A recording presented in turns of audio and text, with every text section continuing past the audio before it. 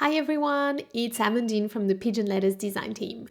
Today I'm going to show you how to create a pressed flower effect with tracing paper and watercolor. And you'll be able to play with lovely textures and transparencies, just as delicate as real pressed flower. And even pop your artwork in an actual flower press to brighten up your walls.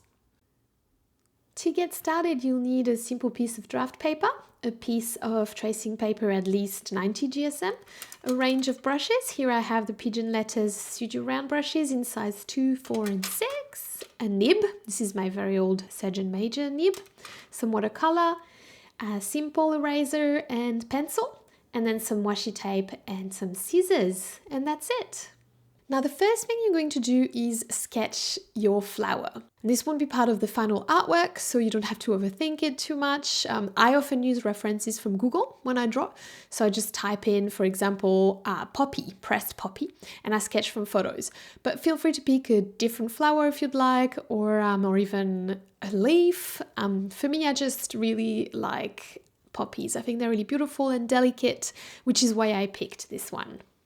Now, while you're sketching, try to keep your movements sort of nice and flowy, your gestures kind of free. You don't want to be too stiff when you're doing your sketch because this is going to inform the final artwork, and you kind of want it to reflect the little wild side that flowers have. You know, imagine picking some wildflowers in a field. Try to channel that when you're sketching. And as I was saying before, it doesn't really matter if you have to redraw the same lines a few times, since this is not going to be part of the artwork. This is just your guide, your blueprint in a way. So here we go. This is my little sketch for my pressed poppy. Once you have your draft, you can pick up your tracing paper. Try not to touch it too much because sometimes if your fingers are oily or dirty, it will make the paper water repellent, which obviously is an issue with watercolor. And you can pop it on top of your draft so you can see through it basically. And then you can tape it in place with a little bit of washi tape if you'd like, so that when you're painting, it's not moving. Next, I'm going to pick up my nib and my brush number 4. And I'm gonna start by mixing the color for the poppy. So I wanna sort of have one of these lovely old vintage pink, if you know what I mean, because pressed flowers have that sort of quaint vintage feel. So I'm gonna sort of create a bit of a dirty, muted pink for my petals. And now I'm gonna pop the color into my nib. And then I'm basically going to use the nib to draw the outline of my poppy. So you can see that because I can see through the tracing paper, it's really easy to follow that blueprint that I was mentioning earlier. I can just sort of trace, tracing paper, makes sense, can trace the lines on the tracing paper following my sketch. And you want to, once again, keep your lines really flowy. You don't want it to look too stiff or anything. And that's the great advantage of using a nib, is that you're going to get that really nice textured line drawing. And the watercolor in all its beautiful fluidity is also going to come in and make your lines alive. So here we go. I'm just basically refilling the nib. That's the problem with this technique, is that you do have to pop the color in the nib every so often. And I continue to just trace my lines. And if you're not a confident drawer, you could absolutely do this with a photo. Print a photo of the internet, pop your tracing paper with your washi tape on top and do exactly this. So you don't have to be a drawer to use this technique. So here we go. That's all my outlines for the petals. And now I am going to go into adding a little bit of color. So I'm basically painting in, you can see these petals are overlapping. So I'm going to paint in the overlap. Think about like a Venn diagram. And I'm painting the two parts that are overlapping. So I'm still using the same pink, and you can see that tracing paper basically allows for this almost stained glass effect, which I really love. Has this beautiful flowy fluid texture. So I'm just making a little bit more pink. Here we go. Now I'm going to refill my nib and I'm going to start working on the details of the petals. So very delicately, which is the advantage of the Sergeant Major nib. It allows for sort of that very fine, very delicate detail. So I'm going to come and basically draw a little sort of veins, I guess you would call them. I don't know how you call them on the petals, that beautiful pattern. And you can see that using the nib with the watercolor, once again, is giving the lines sort of a really flowy, beautiful effect, which you wouldn't get with a pen. It's kind of like calligraphy, you know, you get variation in the thickness of your line just based on the pressure that you apply. So you can experiment with that as well. And another great advantage of tracing paper is that it's extremely smooth. So your nib is not gonna catch on the grain of the paper. It's super smooth. It's actually super pleasing. I love it, which is why I use this technique all the time. It's quite time consuming, but it creates a really nice effect, I think. And it's perfect for recreating pressed flowers. Slowly making my way through all the petals. I'm improvising a little bit, so all of this detail wasn't actually in my sketch,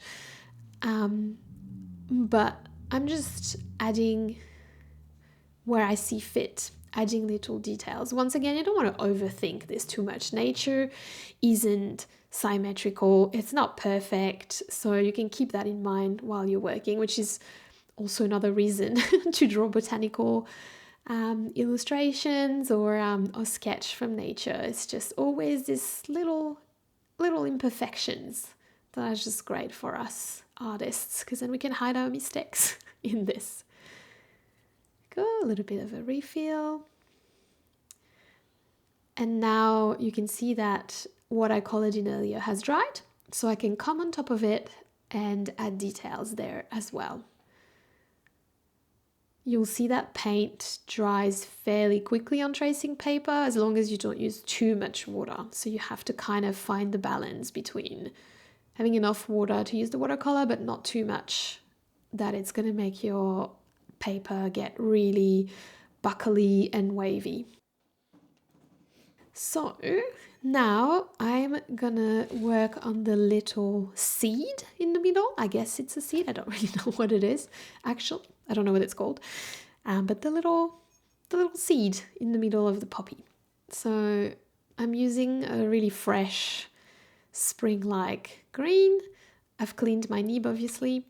And I'm gonna now trace, still, you know, seeing through the tracing paper, trace what I've sketched earlier.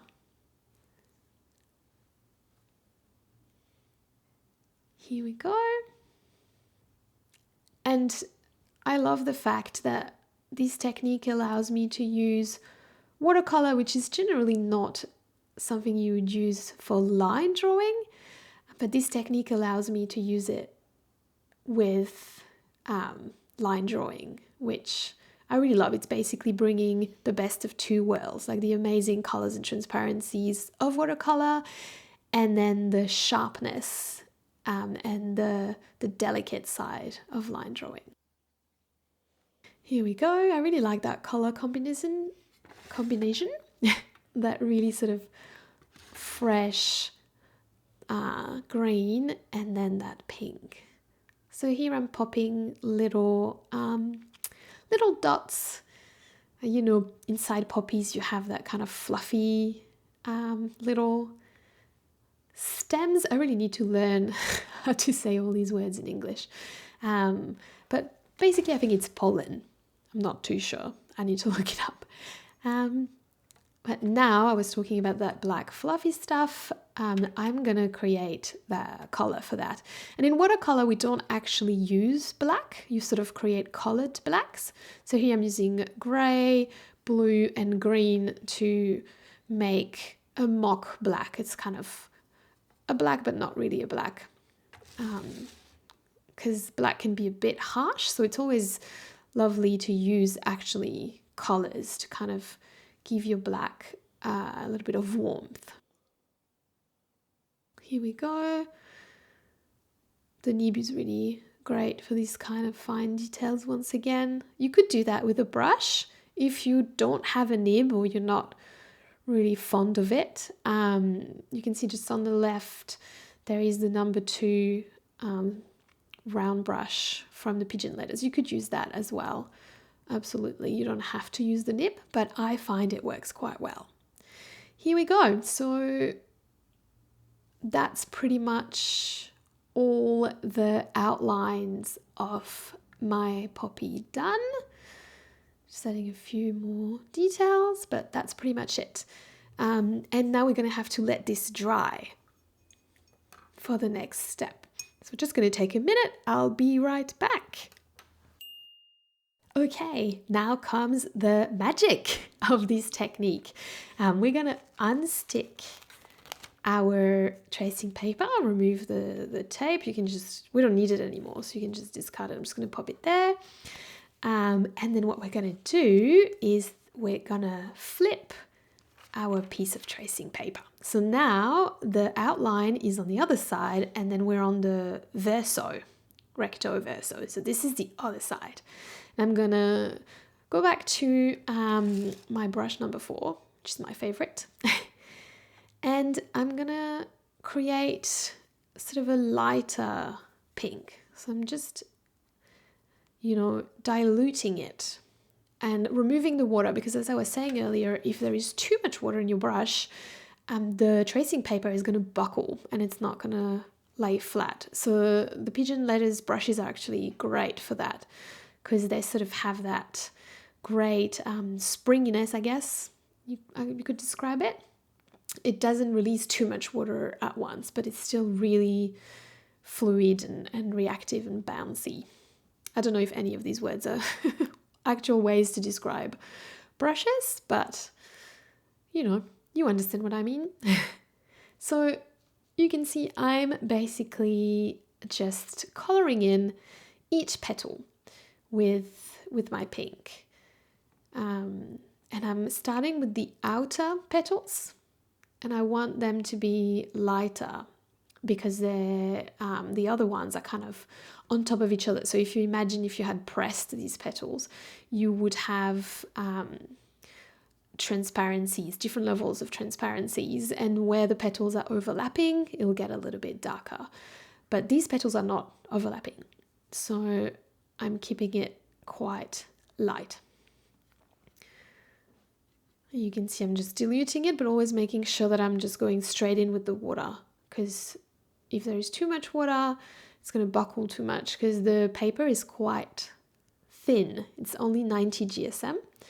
The reason why you want 90 GSM and not thicker or thinner is that if you go thicker, it's almost going to be not transparent enough. So your color, when you flip back to the recto, the color is going to appear a little bit gray, because the transparency of the paper actually makes the color look a little bit gray.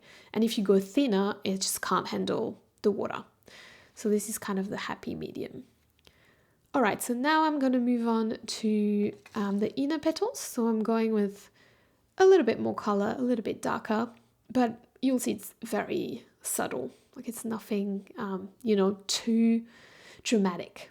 Because once again, pressed flowers are really sort of delicate and lovely, and you don't, want to create anything too harsh or too contrasty. We're trying to go for that vintage, quaint, lovely effect. So it's just a touch darker, but it's really, really a small difference. couple more petals. And you can see that the paper has started to buckle a little bit, but I will give you a little trick so that it doesn't matter. As long as it's to that level and it's not more, it doesn't matter, because in the end, you'll be able to rectify that. So here we go. That's it. So now I'm going to pick up the number 2 round studio brush, and I'm going to go for the little seed, actually it's not a seed because poppy seeds, they're the little black things. So I actually really don't know what that is, but the thing in the middle. And I'm using the same super fresh green. I just popped a touch more yellow so that it's just that little bit brighter. Here we go. I'm using the thinner brush obviously because this is quite a fine little detail, and that way I also have less water in the brush. Then I'm using my sort of fake black, which you can see is not black at all, but I'm going to use that sort of a really transparent effect to kind of add the little inner petal details, which in poppies are often black, but we're going for, this nostalgic color palette. So this kind of lovely colored gray works quite well. And that's pretty much the base layer of the back of the poppy done. So I'm gonna now let it dry for a little bit, and then once it's dry, I'll come back with some details. So here we go, it's all dry now. So I'm gonna go back to my number 2 brush, and I'm gonna get a little bit more pink, a little bit darker this time, a little bit less diluted. And with the thin brush, I'm gonna work in my details. So what I'm going to do is I'm going to highlight the veins in the petal that I drew on the other side earlier.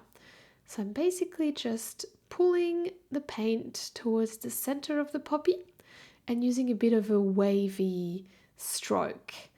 And just, it doesn't need to be too many of them, doesn't need to be as many as you drew. They don't have to perfectly overlap, but it's just a nice little addition to the transparency, and it's going to give a little bit more texture, a little bit more depth to our petals. Here we go. And you see I actually pulled some pink into the heart of the flower. But the good thing with tracing paper is just a little bit of water and it's gone. So here we go. Now we can let it dry, so you can blow on it or you can shake it. Because these are very small details, it's basically going to dry almost instantly.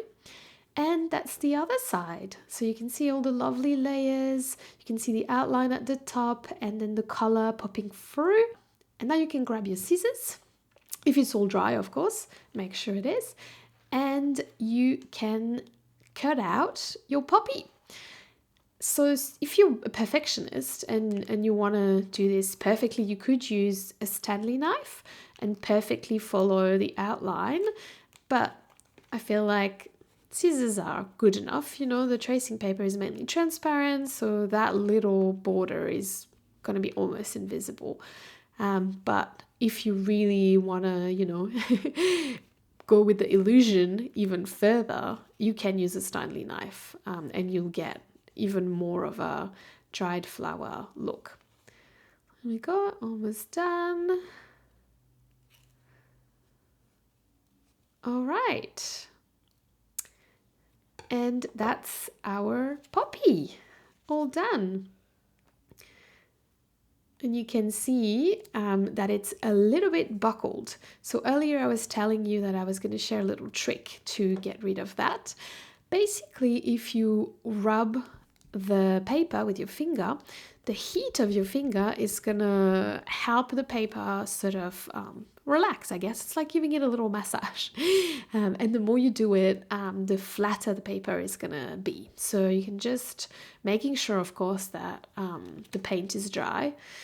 You can see that by rubbing it a little bit, it's now back to being pretty much flat again. And here it is in a flower press. So you can see you can really sort of achieve that pressed flower effect. I hope you enjoyed doing this with me today. I can't wait to see what you come up with. If you end up sharing it on social media, please feel free to tag me. I would love to see all your creations. And in the meantime, happy painting, happy drawing, and see you soon.